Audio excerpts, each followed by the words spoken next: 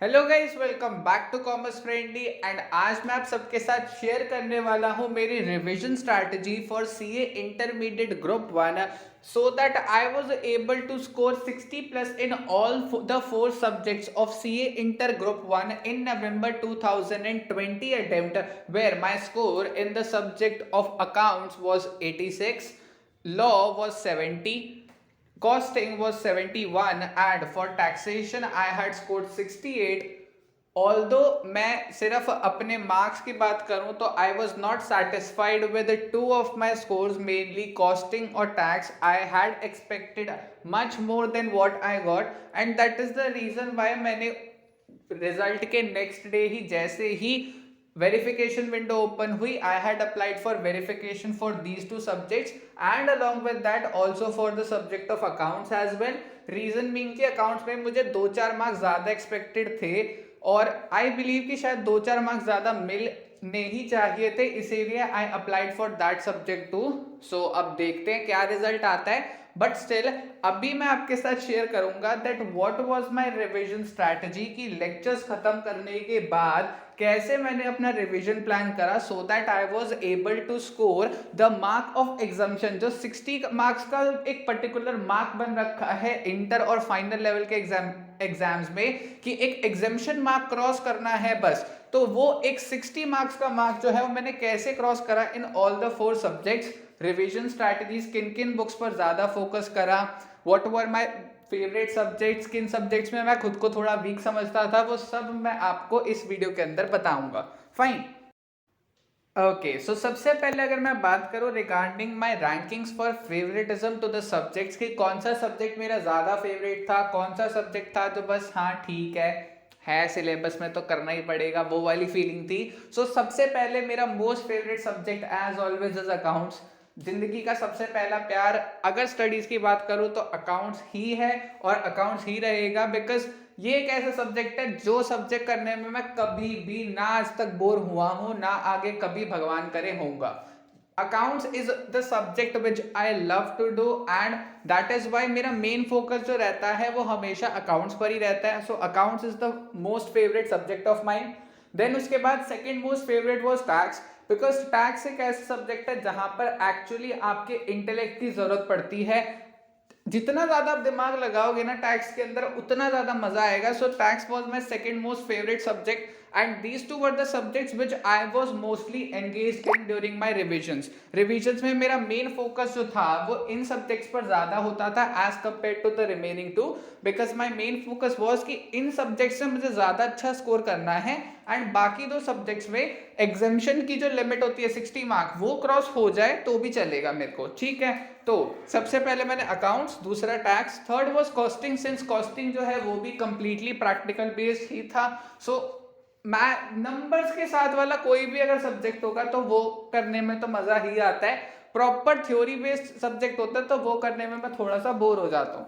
And the fourth was law, because law एक ऐसा subject है तो ज्यादा मुझे पसंद नहीं है. In fact what I always wish is कि अच्छा होता कि सीए में लॉ होता ही ना, तो बिकॉज ये सब्जेक्ट है जो मुझे काफी ज्यादा तंग करता है. बट सिंस इस बार लॉ में हमारे को कंपनी लॉ था और कंपनी लॉ में भी काफी चैप्टर्स थे जहां पर नंबर्स बहुत थे, जैसे चैप्टर 4 शेयर्स एंड डिबेंचर्स, काफी ज्यादा इंटरेस्टिंग चैप्टर. उसके बाद जो लास्ट के 3 चैप्टर्स हैं कंपनी लॉ के, audit and auditors, accounts of a company, plus उसके साथ साथ जो भी हमारा मैनेजमेंट एंड एडमिनिस्ट्रेशन वाला, तो चैप्टर्स काफी इंटरेस्टिंग थे लॉ के. तो इसीलिए फाउंडेशन की लॉ से थोड़ा सा इंटरेस्टिंग लगा मुझे इंटर का लॉ. फाइन. ओके, सो रिवीजन स्ट्रैटेजी की बात करूं तो रिवीजन स्ट्रैटेजी वही थी 4G रिवीजन स्ट्रैटेजी. 4 बार रिवीजन करना है.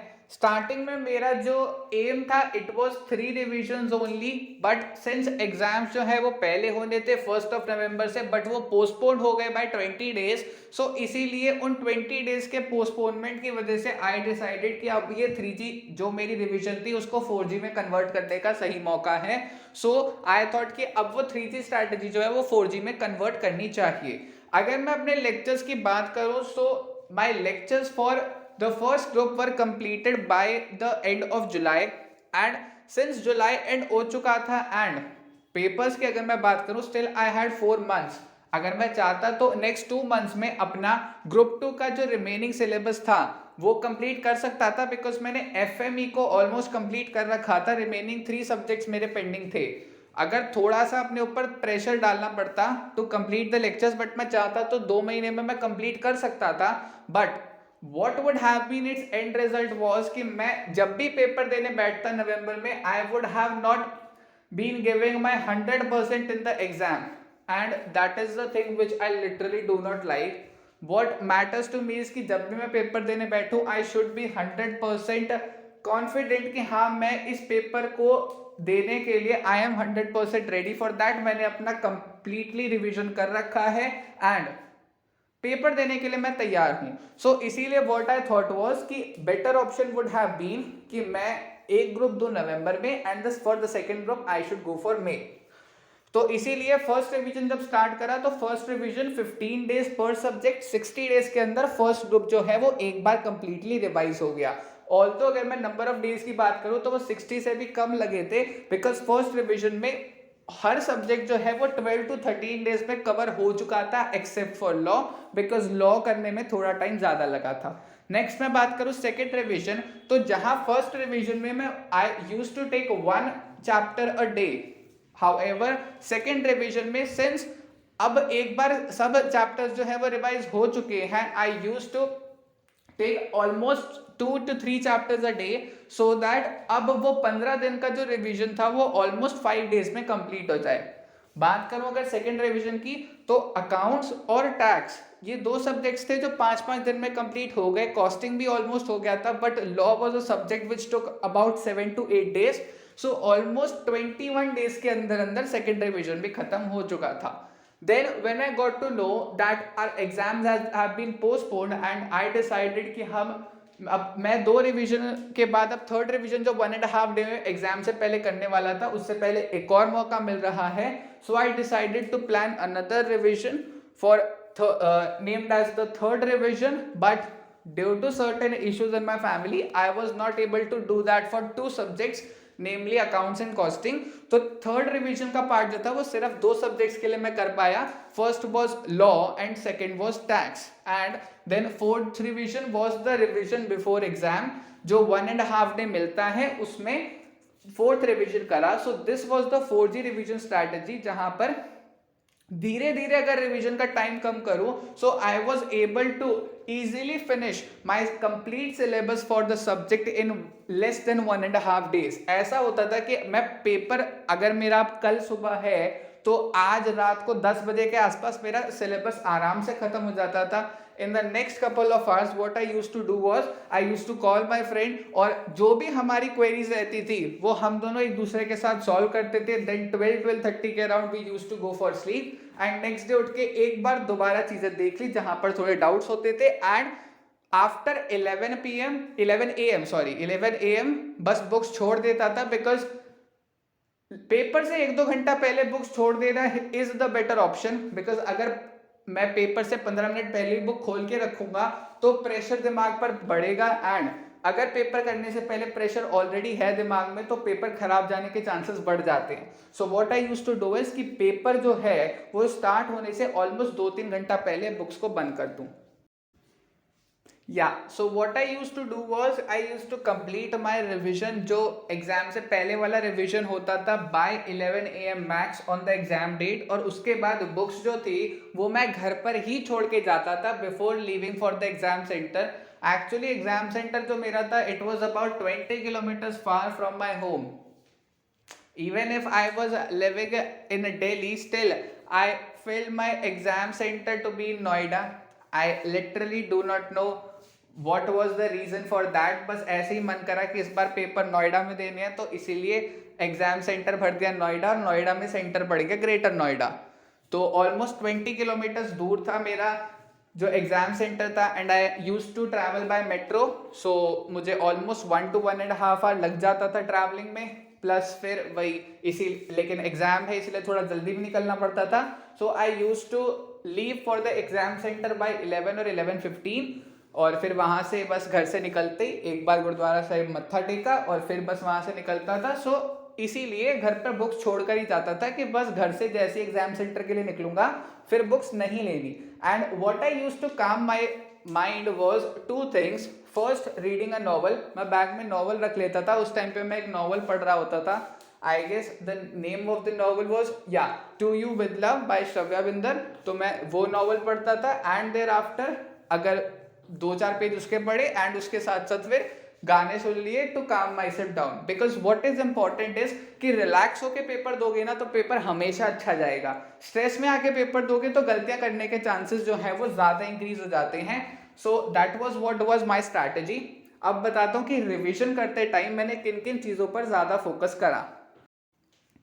अब सिंस सीए इंटरमीडिएट एग्जाम्स के अभी तक ज्यादा अटेम्प्ट तो हुए थे नहीं, मेरे टीम में था first attempt and mine attempt was the 5th attempt for CA intermediate. तो पहले चारों पेपर्स को अच्छे से एनालाइज करने के बाद what I was able to find out is कि अकाउंट्स के लिए आईसीआई मॉड्यूल के अगर मैं सारे क्वेश्चंस जो हैं कॉन्सेप्चुअली पढ़ जाऊं तो किसी भी कॉन्सेप्ट से क्वेश्चन आए I would be able to solve it very easily.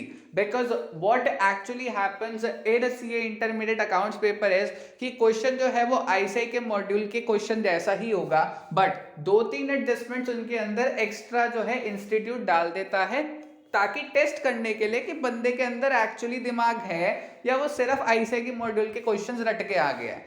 तो What I had thought is कि आईसीआई के मॉड्यूल के सारे कॉन्सेप्ट्स पढ़ जाऊंगा प्लस उसके साथ आरटीपीज और 5 पेपर सॉल्व कर लूंगा and along with that my lucky notepad.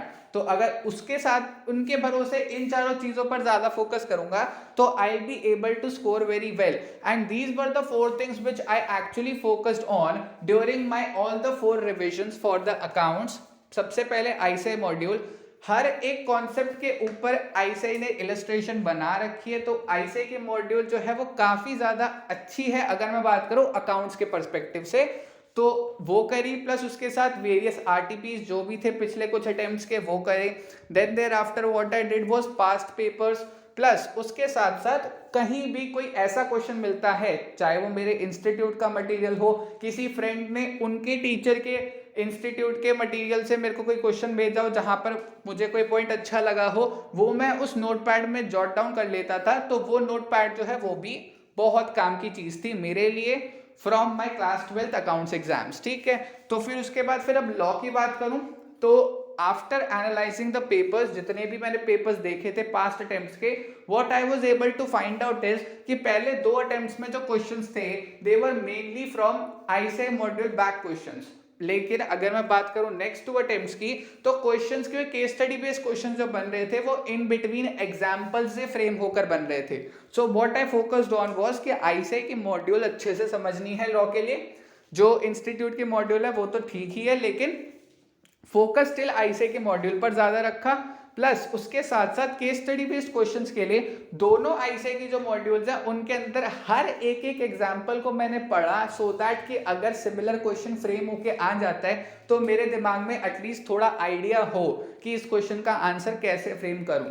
ठीक है, देन अगर कॉस्टिंग की बात करूं तो कॉस्टिंग के लिए आईसीआई की module, RTPs and past papers, but what I believe is कि ये मेरे लिए शायद सफिशिएंट नहीं था बिकॉज 8 मार्क का थ्योरी क्वेश्चंस आ गए थे कॉस्टिंग के पेपर में जो कि अनएक्सपेक्टेड थे। प्लस एक 5 मार्क का क्वेश्चन आया था कॉस्टिंग के अंदर which was from marginal costing I guess, या हाँ 5 मार्क का मार्जिनल कॉस्टिंग का कंपलसरी क्वेश्चन आ गया था जो कि क्वेश्चन ऐसा था जो कि मैंने लिटरली पढ़ ही नहीं रखा था। सो व्हाट आई बिलीव इज कि कॉस्टिंग के लिए सिर्फ आईसीआई मॉड्यूल, आरटीपीज और पास्ट पेपर जो है वो सफिशिएंट नहीं होंगे। आपको इनके साथ साथ अगर if you have to score above 85 और अबव 90 तो उसके लिए आपको इसके साथ साथ काफी टीचर्स जो है उन्होंने लास्ट 10 ईयर्स या लास्ट 15 ईयर्स के क्वेश्चन जो है वो उनके रिस्पेक्टिव स्टडी मैट्स के अंदर रख रखे होते हैं। तो what I would suggest is कि आपके टीचर्स जो हैं उनके मॉड्यूल में भी होंगे जरूर, तो आप वो जरूर प्रेफर कीजिए इन तीनों के साथ साथ सो दैट अगर ऐसे कोई अनएक्सपेक्टेड क्वेश्चन आ जाए तो आप कॉस्टिंग में भी आसानी से कर पाएं।